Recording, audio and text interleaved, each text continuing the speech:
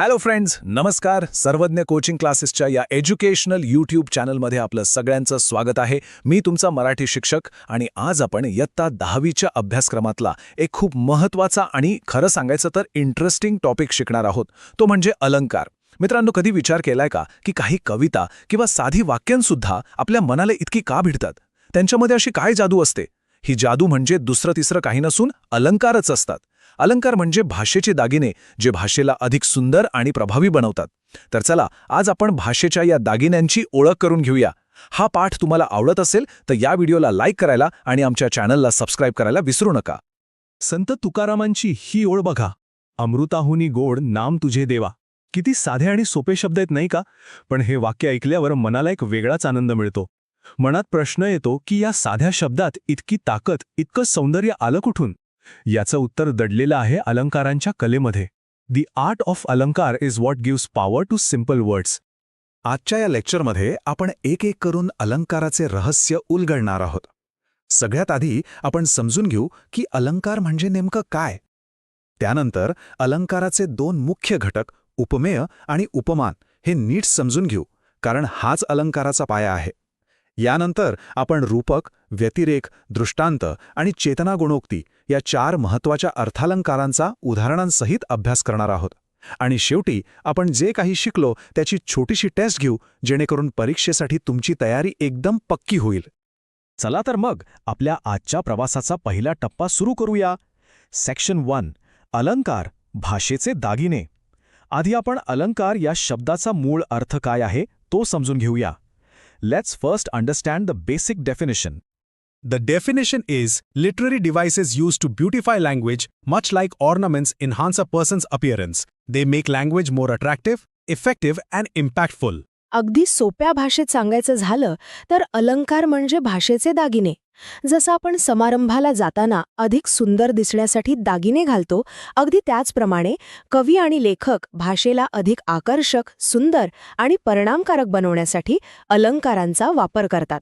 It's a way to decorate the language. त्यामुळे एखादी साधी गोष्टही खूप प्रभावीपणे मांडता येते. आता हे लक्षात घ्या, अलंकाराचे मुख्य 2 प्रकार आहेत, शब्दालंकार आणि अर्थालंकार. नावावरूनच अर्थ स्पष्ट होतो. शब्दालंकार म्हणजे जिथे शब्दांची रचना किंवा त्यांच्या विशिष्ट वापरामुळे भाषेला सौंदर्य मिळतं. It's all about the play of words and sounds. आणि अर्थालंकार म्हणजे जिथे शब्दांच्या अर्थामुळे चमत्कार निर्माण होतो. It's about the depth of meaning. आपल्या 10वीच्या अभ्यासक्रमात अर्थालंकारावर जास्त भर दिलाय, म्हणून आज आपण अर्थालंकाराच्या 4 महत्त्वाच्या प्रकारांवर आपलं लक्ष केंद्रित करणार आहोत. आता आपण अलंकारांच्या प्रकारांकडे वळण्याआधी 2 अत्यंत महत्त्वाचे शब्द समजून घेणं गरजेचं आहे. हे 2 शब्द म्हणजे जणू काही अलंकाराच्या इमारतीचे 2 मुख्य खांब आहेत. जर हे तुम्हाला समजले तर पुढचे सर्व अलंकार अगदी सोपे वाटतील. सो पे क्लोज अटेन्शन. ते 2 शब्द आहेत उपमेय आणि उपमान. Let's see the definition. Upamaya is the object being described or compared, and Upaman is the object to which the Upamaya is being compared. आता हे लक्षात कसं ठेवायचं? सोपा आहे. उपमेय म्हणजे मुख्य वस्तू, द मेन ऑब्जेक्ट, ज्याच्याबद्दल आपण बोलत आहोत. आणि उपमान म्हणजे ज्याच्या सोबत आपण मान देऊन तुलना करतो. हा फरक लक्षात ठेवणं खूप महत्त्वाचं आहे, because your entire understanding of अलंकार depends on this simple distinction. चला, एका उदाहरणाने हे अधिक स्पष्ट करू. वाक्य आहे, महेश सशासारखा भित्रा आहे. आता इथे स्वतःला प्रश्न विचारा, कोणाबद्दल बोललं जातंय? Who is the main subject? Mahesh, म्हणून महेश झालं उपमेय. आता दुसरा प्रश्न विचारा, महेशची तुलना कोणाशी केली आहे? सशाशी, म्हणून ससा हे झालं उपमान. सोपं आहे ना? The thing being compared is उपमेय and the thing it's compared to is उपमान. ग्रेट. आता तुम्हाला उपमेय आणि उपमान व्यवस्थित समजलं आहे. So let's move to our first pair of अलंकार्स. हे दोन्ही अलंकार उपमेय आणि उपमान यांच्यातील संबंधावरच आधारित आहेत, पण त्या संबंधामध्ये एक छोटासा पण महत्त्वाचा फरक आहे. तो काय ते पाहूया. पहिला प्रकार आहे रूपक अलंकार. In रूपक अलंकार, the उपमेय and उपमान are presented as one and the same. They are identical. म्हणजे उपमेय आणि उपमान हे वेगवेगळे नाहीत, तर ते एकच आहेत, अभिन्न आहेत असं मानलं जातं. इथे सारखा किंवा प्रमाणे अशी तुलना नसते. तर थेट एकरूपता दाखवलेली असते. The key word to remember for rupak is identity or ekrupata. जणू काही उपमेय बरोबर उपमान. उदाहरण बघा, आई म्हणजेच परमेश्वर आहे. या वाक्यात आई हे उपमेय आहे, कारण आपण आईबद्दल बोलत आहोत आणि तिची तुलना परमेश्वर या उपमानाशी केली आहे. पण इथे आई परमेश्वरासारखी आहे असं म्हटलेलं नाही. इथे म्हणजेच हा शब्द वापरून आई आणि परमेश्वर यांच्यातला भेदच मिटवून टाकला आहे. They are one and the same. हीच रूपक अलंकाराची खरी ओळख आहे. आता रूपकच्या थोडं पुढे जाऊन पुढचा प्रकार आहे व्यतिरेक अलंकार. इन व्यतिरेक अलंकार द उपमेय is shown to be superior to the upamana. व्यतिरेक या शब्दाचा अर्थच आहे आधिक्य किंवा सुपिरियॉरिटी. चाही श्रेष्ठ दाखवलेला असतो. The mnemonic is simple. उपमेय ग्रेटर दॅन उपमान. द उपमेय इज ग्रेटर. आता आपण सुरुवातीला पाहिलेलं उदाहरण आठवा.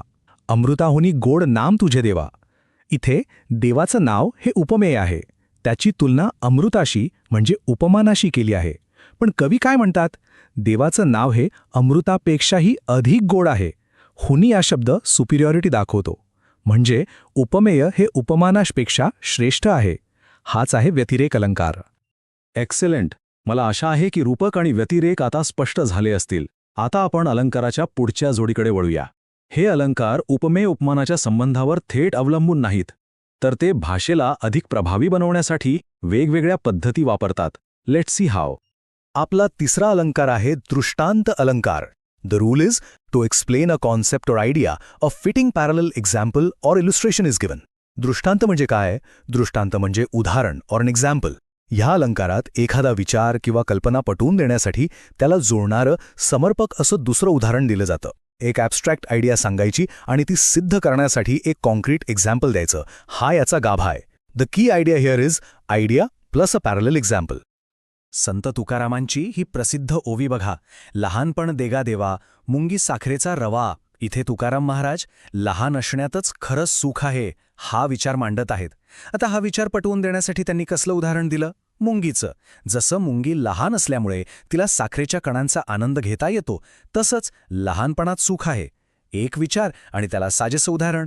दिस is a perfect example of दृष्टांत अलंकार. आणि मित्रांनो, जर तुम्हाला हे स्पष्टीकरण उपयोगी वाटत असेल तर कृपया व्हिडिओला लाईक करा आणि तुमच्या वर्गमित्रांसोबत शेअर करा. And now for the fourth alankar, Chetana Gunokti.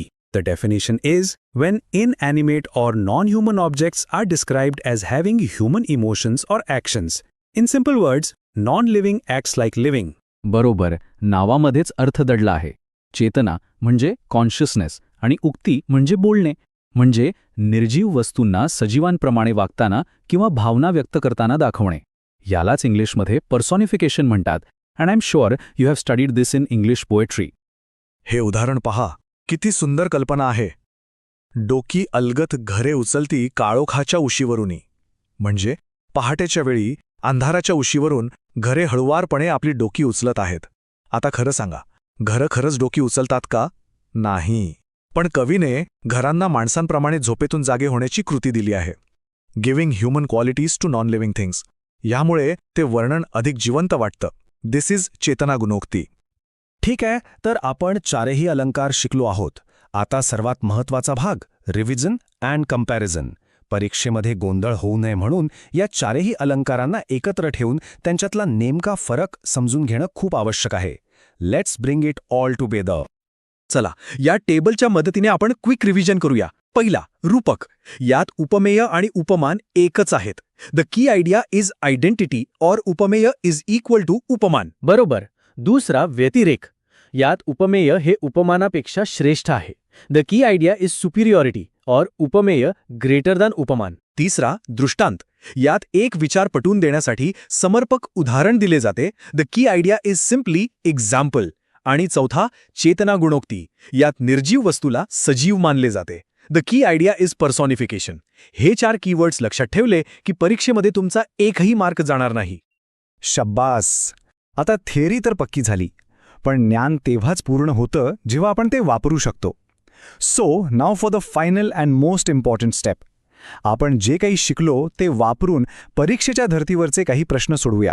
Let's test your knowledge. पहिला प्रश्न तुमच्या समोर आहे. अलंकार ओळखा. शाळा म्हणजे दुसरी माताच. थोडासा विचार करा, इथे उपमेय काय आहे, उपमान काय आहे आणि त्यांच्यामध्ये कोणता संबंध दाखवला आहे. Is it equality, superiority, an example or personification? अगदी बरोबर, उत्तर आहे रूपक अलंकार. का? कारण इथे शाळा जे उपमेय आहे आणि माता जे उपमान आहे यांना एकरूप मानलं आहे. म्हणजेच हा शब्द आयडेंटिटी दाखवतो. शाळा ही आईसारखी आहे असं नाही, तर शाळा म्हणजेच दुसरी आई आहे. त्यांच्यात काहीच फरक नाही. हेन्स इट इज रूपक अलंकार. तर मित्रांनो, यावरून एक गोष्ट स्पष्ट होते की भाषेतील सौंदर्य हे अपघाताने येत नाही, ते जाणीवपूर्वक अलंकारांनी घडवले जाते. आता तुमच्यासाठी एक छोटासा गृहपाठ. तुमचं आवडतं गाणं किंवा एखादी कविता आठवा आणि त्यात यापैकी कोणता अलंकार वापरला आहे हे शोधण्याचा प्रयत्न करा. कमेंट सेक्शनमध्ये आम्हाला नक्की सांगा. This will help you remember these concepts forever. मला आशा आहे की आजचा हा अलंकाराचा टॉपिक तुम्हाला व्यवस्थित समजला असेल. अशाच प्रकारच्या डिटेल लेसनसाठी सर्वज्ञ कोचिंग क्लासेसच्या चॅनलला सबस्क्राईब करा आणि बेल आयकॉन दाबा, म्हणजे आमचा पुढचा व्हिडिओ तुमच्याकडून चुकणार नाही. आमच्यासोबत शिकल्याबद्दल धन्यवाद.